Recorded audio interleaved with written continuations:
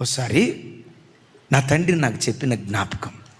మా తల్లి చివరి డెలివరీ మా చిన్న తమ్ముడు, ఒక తమ్ముడు ఉన్నాడు సురేష్ అని.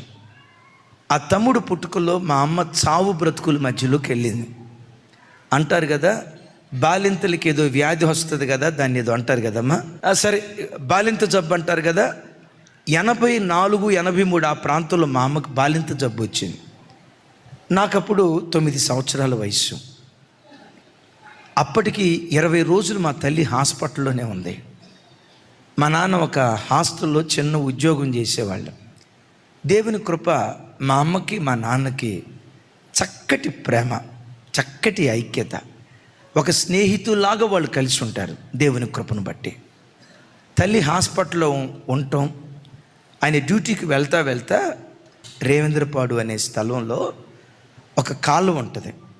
ఆ కాలువ పేరు ఏంటంటే బకింగ్హామ్ కాలువ. ఆ బకింగ్హామ్ కాలువ మీదుగా రేవేంద్రపాడు వెళ్ళడానికి ఒక బ్రిడ్జ్ ఉంది. ఆ బ్రిడ్జి దగ్గర సైకిల్ ఆపి ఆ నదిలోకి దూకి చచ్చిపోదాం అనుకున్నాడంట. తను లేకపోతే నేను ఎట్లా బ్రతకగలను? పిల్లలు మేము గుర్తొస్తున్నామంట. పిల్లలు ఉన్నారు కదా, వాళ్ళు అనాథలైపోతారు, బ్రతకాలని ఒకవైపు,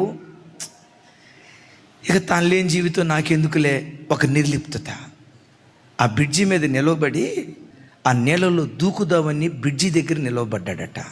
మా నాన్న చెప్తాడు, ఆ నీళ్ళలో దూకుదామని నీళ్ళ వైపు చూస్తూ ఉంటే ఆ నీళ్ళల్లో నుంచి యేసుక్రీస్తు వారి సిలువ దృశ్యం కనపడి, నా కుమారుడా, నేను నీకున్నానురా, నీ భార్యను బ్రతికిస్తా, నీ సంతానాన్ని నేను ఆశీర్వదిస్తా, భయపడుకో, నేను నీకున్నానురా అని ఆ నీళ్ళల్లో నుంచి సిలువ దృశ్యం అలా కనపడితే ఆ సిలువలో నుంచి ప్రభు మాట్లాడాడట.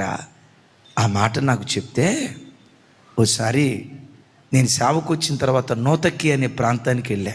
ఆ బ్రిడ్జి ఎక్కేటప్పుడు మా నాన్న చెప్పిన మాట గుర్తొచ్చి, దేవా, మా నాన్నకు నువ్వు దర్శనమయ్యావా?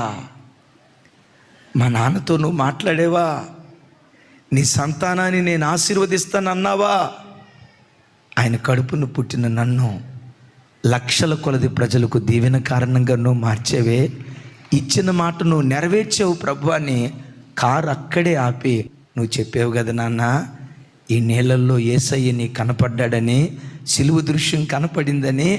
నీకేమో సిలువ కనపడింది. నన్ను దేవుడు జ్ఞాపకం చేసుకుని ఆ సిలువను మోసుకుని వెళ్ళే సేవకుడిగా తన కృపను బట్టి దేవుడు నన్ను మార్చాడు.